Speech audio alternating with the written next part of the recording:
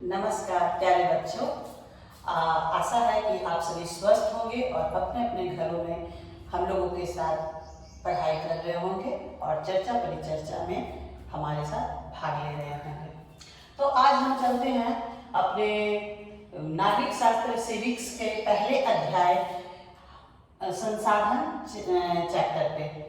जैसा कि आप लोगों को मैंने पिछले क्लास में पिछले वीडियो में बताया था कि संसाधन क्या होते हैं, संसाधन की विशेषताएं क्या होती हैं, संसाधन कितने प्रकार के होते हैं। उस वीडियो में हम लोगों ने प्राकृतिक संसाधन पर विचार किया था, चर्चा की थी। आज हम लोग चलेंगे मानव निर्मित संसाधन पे। जैसा कि नाम से स्पष्ट है, मानव निर्मित संसाधन, मानव के द्वारा बनाए गए संसाधन।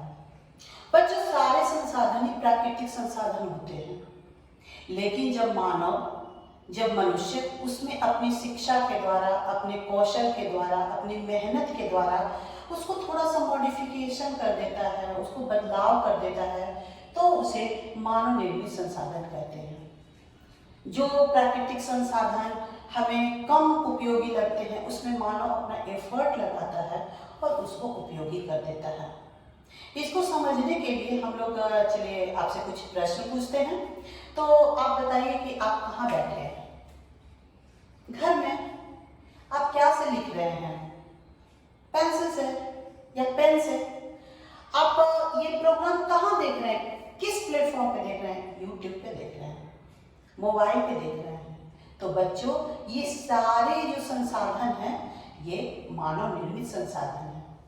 इसी तरह से रेल, सड़क, कल कारखाने, ये सारी चीजें किसी न किसी मनुष्य के द्वारा निर्मित की गई है। इसलिए ये सारे संसाधन मानव निर्मित संसाधन हैं और उसमें प्रौद्योगिकी का बहुत बड़ा हाथ होता है, जिसे कि इंग्लिश में हम लोग कहते हैं टेक्नोलॉजी।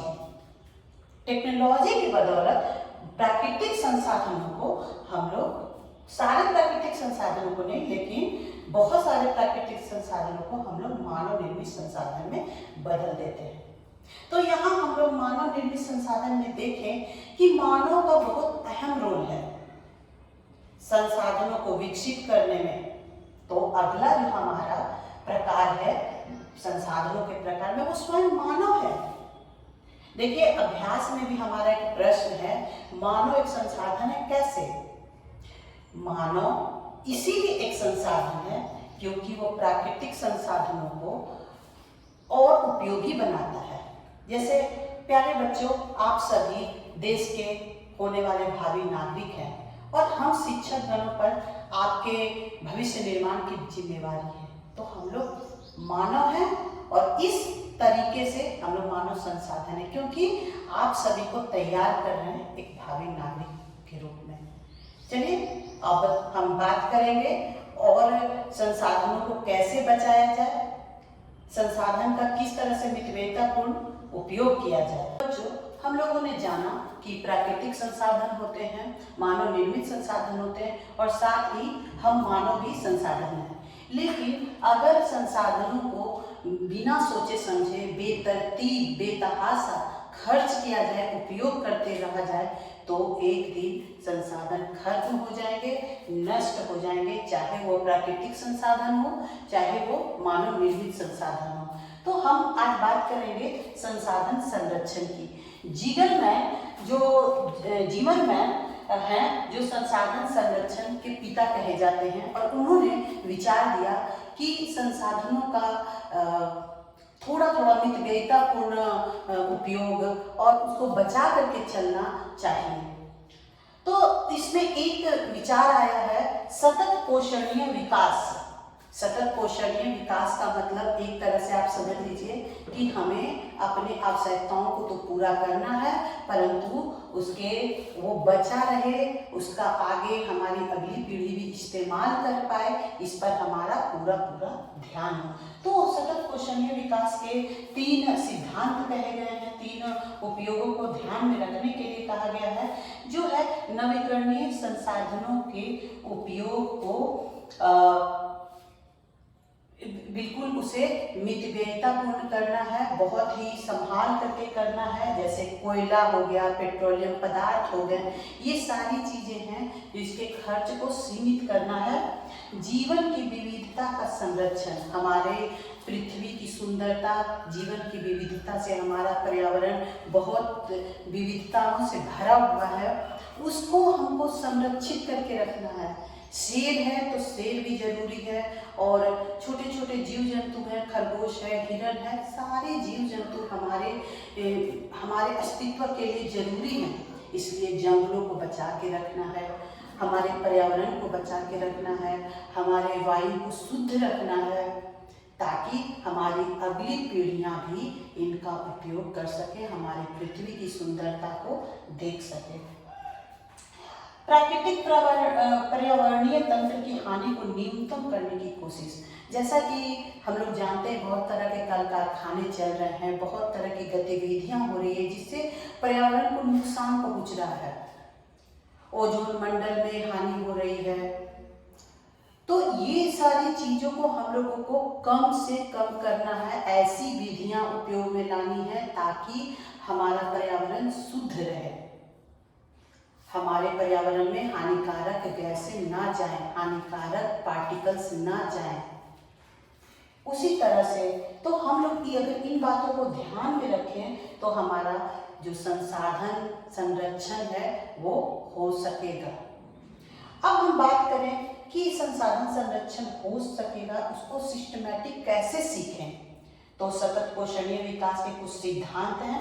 सबसे पहला है प्राकृतिक संसाधनों का सदुपयोग, हम इसे कह सकते हैं RRR, ट्रिपल R, यानी कि रिड्यूस, रीयूज और रिसाइकल। रीयूज का मतलब कि आप उसको बार बार उपयोग कर रहे हैं, एक बार उपयोग करने के बाद उसको फेंक ना दें, बार बार उपयोग करें। जैसे कि जो खेत के बाद जो गोबर है, जो चीजें हैं, उसको हम खाद बना लें, पत्तियों की खाद बना लें, लोहा या कोई भी चीज निकलता है तो उसे हम फिर से उपयोग करें और अपनी आवश्यकताओं को कम करें। आप एक टॉफी का पैकिंग देखें या बहुत सारी चीजें जिसमें बहुत पेपर का उपयोग होता है पैकिंग करने के लिए, तो हम अगर आवश्यकताओं को कुछ को कम कर सकें, हम अपने घर में भी पानी का उपयोग मितव्ययितापूर्ण करें, बर्बाद ना करें, कम करें, तो हमारे प्राकृतिक संसाधन बच सकते हैं। बच्चों कॉपी के पेज को फाड़ देते हैं, लेकिन पता है उस पेज में भी, उस कॉपी को बनाने में भी पेड़ की कटाई होती है। तो अगर हम अपने कॉपियों को ना फाड़ें तो हम पौधों को भी कटने से बचा सकते हैं। और रिसाइकल, यानी कि हमें रिसाइकल करके, यानी कि पुनः उपयोग वाली चीजों को प्रसर देना चाहिए, बढ़ावा देना चाहिए। जैसे कि पनबिजली है, पानी बार बार उपयोग होता है। इसी तरह हमारे घर और बाहर में भी बहुत सारी चीजें हैं जिन्हें हम बार बार उपयोग कर सकते हैं। सांस्कृतिक विविधता का संरक्षण, जैसे कि हर जगह पे सांस्कृतिक विविधता होती है, विविधता का मतलब अनेकता, अलग अलग चीजों की खूबसूरती, उसको हमको बचा के रखना है। संसाधनों का पुनः उपयोग, ये हमने पहले ये ट्रिपल R के तहत हमने ये चर्चा कर ली कि हमें संसाधनों का बार बार उपयोग करना चाहिए ताकि हमारे संसाधन का उपयोग सीमित मात्रा में हो और हम बचा सकें उसे। और व्यक्ति के व्यवहार में परिवर्तन, आप देखते होंगे कि हम लोग कहीं भी, हमारी आदत है कि सामान को बर्बाद कर देते हैं, जितना खाना चाहिए उससे ज़्यादा प्लेट में ले लेते हैं। बहुत सारी चीज़ें हैं, रेलवे में आप जाइए, कहीं कुछ टूटा हुआ है, कहीं नल उखाड़ा हुआ है, तो हमें अपने व्यवहार को सीमित रखना चाहिए, बचा करके अपने व्यवहार में बदलाव करना चाहिए। और यही चीज समुदाय का भी पर्यावरण के प्रति फ्रेंडली व्यवहार सिखाना चाहिए। हम और आप ही मिलकर तो पर्यावरण बनाते हैं, हम लोग भी पर्यावरण के ही हिस्सा हैं। तो हम अपने आदतों को पर्यावरण फ्रेंडली करें, कहीं जाएं तो संसाधनों को बर्बाद ना करें, दूसरों को भी सिखाएं। और इस तरह से हमारा ये संसाधन चैप्टर कंप्लीट होता है। अगले वीडियो में इसका अभ्यास कराया जाएगा। ठीक है, तो ममता कुमारी मध्य विद्यालय दुमदुमी से अब आपसे विदा लेती हूँ। धन्यवाद।